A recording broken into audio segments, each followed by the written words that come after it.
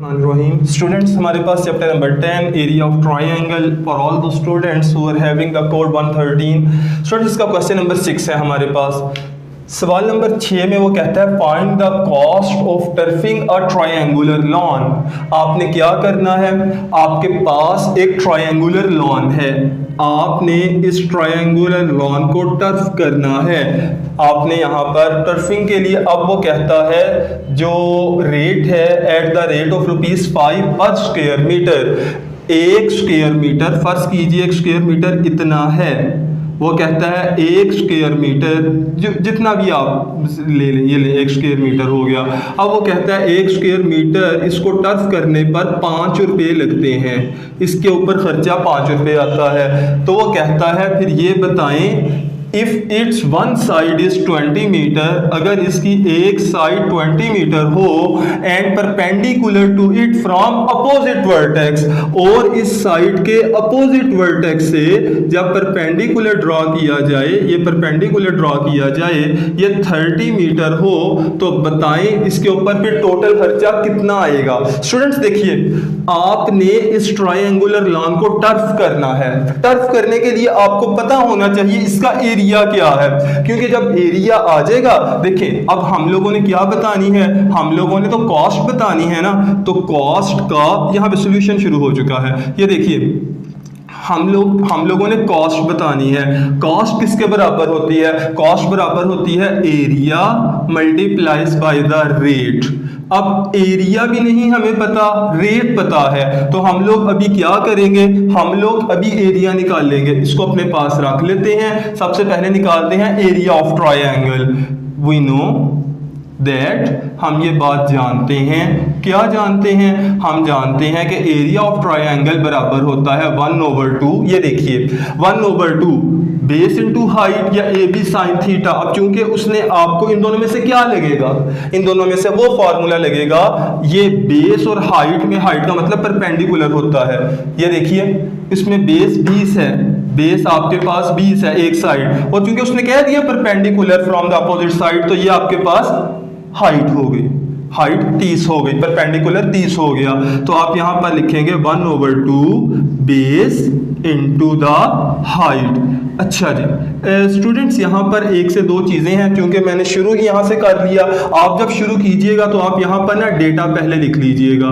Data की क्या है आपके पास साइड ए बराबर है 20 मीटर, आपके पास साइड बी यानी कि जो परपेंडिकुलर है, जो हाइट है, वो आपके पास बराबर है 30 मीटर। इसी तरह से जो आपके पास रेट है वो कितना है, रेट आपके पास है 5 रुपये पर स्क्वायर मीटर, 5 रुपये पर स्क्वायर मीटर। अच्छा अब ये देखिए, अब यहां पर मैं वैल्यूज लिख देता हूं 1/2, बेस की जगह पर बेस की वैल्यू a, हाइट की जगह पर हाइट b आ गया। अब ये देखें 1/2, a की जगह पर आ जाएगा 20, b की जगह पर आ जाएगा 30। अब 2 10 20, तो 10 3 300, तो आपके पास स्टूडेंट्स एरिया 300 होगा। अब साइड मीटर की ना, तो ये तो मीटर, ये भी मीटर, मीटर ज़रब मीटर, मीटर का स्क्वायर, लिहाजा एरिया बराबर होगा 300 मीटर स्क्वायर। अब ये वाली आपको रेट भी पता है, एरिया भी पता है, तो आप इसको पुट कर दें 1 के अंदर, पुट इन इक्वेशन 1। आप इसको मसावात 1 में दर्ज कर दें। जब आप दर्ज करेंगे तो आपके पास जवाब आएगा cost is equal to the rate multiplies by area. अब स्टूडेंट्स ये देखिए रेट कितना है, रेट है आपके पास, ये देखें कॉस्ट बराबर है रेट कितना था, रेट था 5 रुपये, और आपके पास एरिया कितना है, वो है 300 मीटर स्क्वायर। 300 ज़रब 5, जवाब आ जाएगा 1500 रुपये। तो स्टूडेंट्स यूं आपके पास क्वेश्चन नंबर 6 का आंसर आया है। क्वेश्चन नंबर 6 के बाद हमारे पास है क्वेश्चन नंबर 7। मैं उसके लिए इसको इरेज कर देता हूं।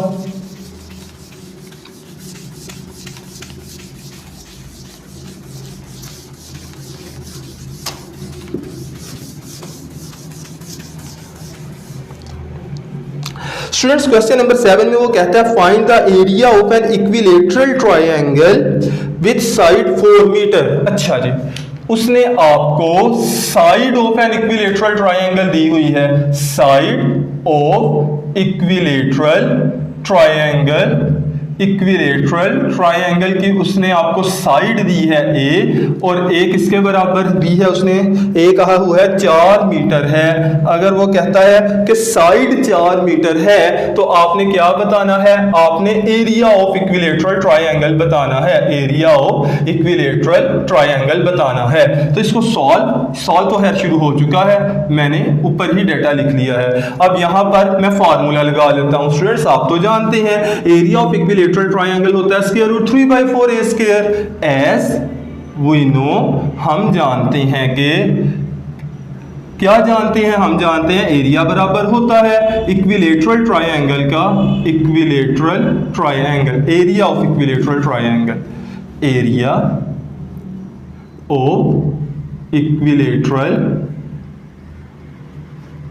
ट्रायंगल।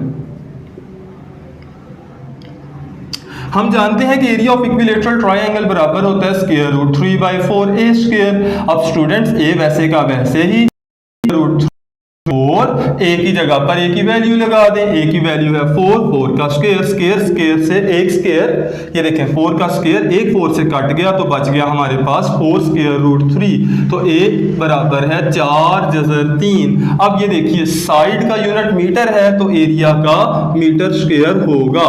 इसके बाद स्टूडेंट्स अच्छा, अब इससे पहले कि मैं क्वेश्चन नंबर 8 करूं, मैं पहले क्वेश्चन नंबर 10 करवाता हूं, क्योंकि वो भी बिल्कुल ऐसा ही है। उसमें इसमें उसने आपको साइड दी थी, एरिया निकालना था, वहां पर उसने आपको एरिया दिया है, साइड निकालनी है इक्विलेटरल ट्रायंगल की। तो पहले सवाल नंबर 10 करते हैं। 10वें सवाल में वो कहता है what is the side of an equilateral triangle. वो कहता है बताएं साइड ऑफ इक्विलेटरल ट्रायंगल क्या होगी, इक्विलेटरल ट्रायंगल की साइड क्या होगी, यानी कि ए क्या होगा, जबकि एरिया ऑफ इक्विलेटरल ट्रायंगल आपके पास ए, उसने आपको ए की वैल्यू दी है 9 square root 3, 9 square root 3 centimetre square है। आपको उसने देखिए साइड बतानी है, एरिया दिया है, मैं फॉर्मूला लगाता हूं as area of equilateral triangle. हम जानते हैं इक्विलेटरल ट्रायंगल का एरिया क्या होता है, ए बराबर होता है स्टूडेंट्स, ए बराबर होता है इक्विलेटरल ट्रायंगल में square root 3/4, square root 3/4 A square. अब ये देखिए ए की जगह पर ए की वैल्यू आ जाएगी 9 स्क्वायर रूट 3 सेंटीमीटर स्क्वायर, बस के बराबर है square root 3/4, square root 3/4 A square. अब आपने ए स्क्वायर की वैल्यू निकालनी है ना, ए स्क्वायर की निकालेंगे तो ए की वैल्यू आएगी। आप यहां पर आ जाएं, नेक्स्ट स्टेप में आप ए स्क्वायर को एक तरफ रहने दें, ए स्क्वायर उसी तरफ रह गया, 4 डिवाइड हो रहा है, यहां पर आकर मल्टीप्लाई हो जाएगा, 9 स्क्वायर रूट 3 के साथ 4 मल्टीप्लाई हो जाएगा, और स्क्वायर रूट 3 मल्टीप्लाई हो रहा है, यहां पर आकर डिवाइड हो जाएगा, तो स्क्वायर रूट 3 स्क्वायर रूट 3 से कैंसिल हो गया, 9 4 36। और स्टूडेंट्स आप तो जानते हैं 36 इज द स्क्वायर ऑफ 6, ये तो 6 का मुरब्बा है, लिहाजा ए का जवाब आ जाएगा 6। अब चूंकि इसका यूनिट सेंटीमीटर स्क्वायर था तो जब आप स्क्वायर रूट लेंगे तो यहां पर सेंटीमीटर रह जाएगा। ये आपके पास सवाल नंबर 10 का जवाब है। सवाल नंबर 7 और 10 हो गए। अब चलते हैं हम लोग सवाल नंबर 8 पर। 8वें सवाल की स्टेटमेंट क्या है जी स्टूडेंट्स, तो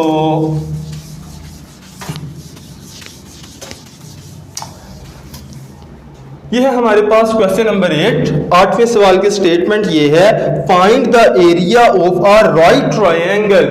राइट ट्रायंगल का हम लोगों ने एरिया बताना है, area of right triangle. Find the area of right triangle. हम लोगों ने एरिया ऑफ राइट ट्रायंगल बताना, उसको मैंने ए से लिख लिया। इसके बाद वो ये कहता है if the base and altitude are 20 and 10 metre respectively, जबकि base of right triangle, base को मैं ए लिख लेता हूं, बेस की उसने आपको वैल्यू दी है 20 मीटर, बेस 20 मीटर है, जबकि इसका एल्टीट्यूड, इसकी जो हाइट है वो उसने आपको दी है 10 मीटर। एरिया उसने आपको 20 मीटर दिया है, बेस उसने आपको 20 मीटर दिया है, एल्टीट्यूड बी आपको 10 मीटर दिया। स्टूडेंट्स, एल्टीट्यूड को परपेंडिकुलर भी कहते हैं और परपेंडिकुलर को हाइट भी कहते हैं। तो ये पहले वाला फार्मूला लगा दूंगा। वी नो दैट, हम ये बात जानते हैं, हम क्या जानते हैं कि area of triangle is equal to 1/2 base into the height, base into height.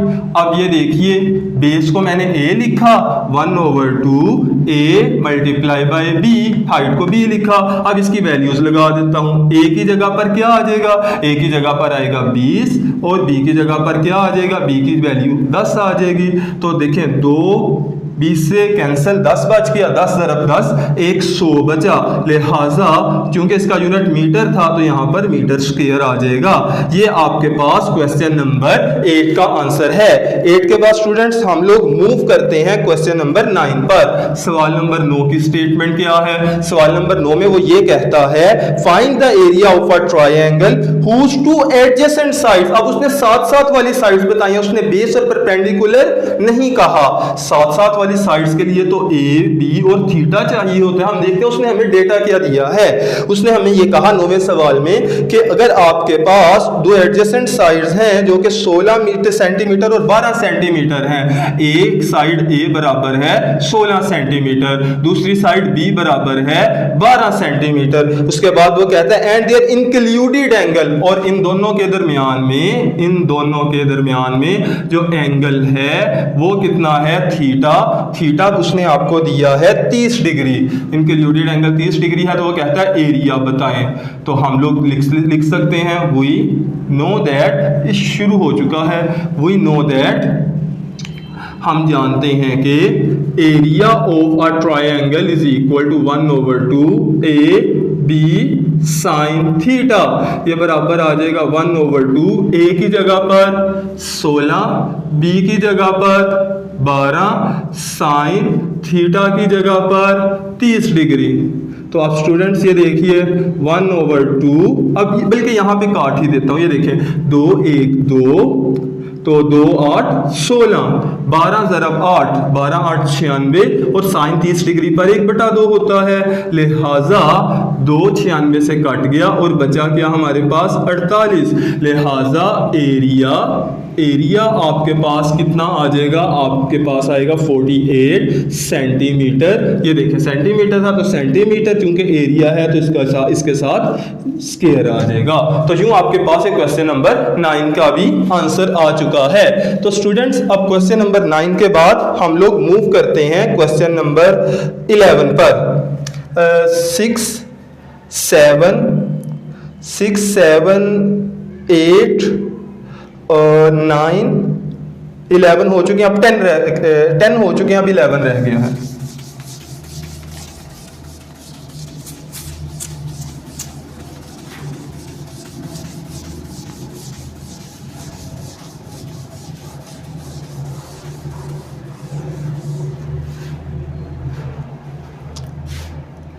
तो स्टूडेंट्स, क्वेश्चन नंबर 11 की स्टेटमेंट ये है, find the area of a triangle with side 5 4 and 3 metre respectively. देखें, उसने एक ट्रायंगल की आपको तीनों साइड्स दे दी।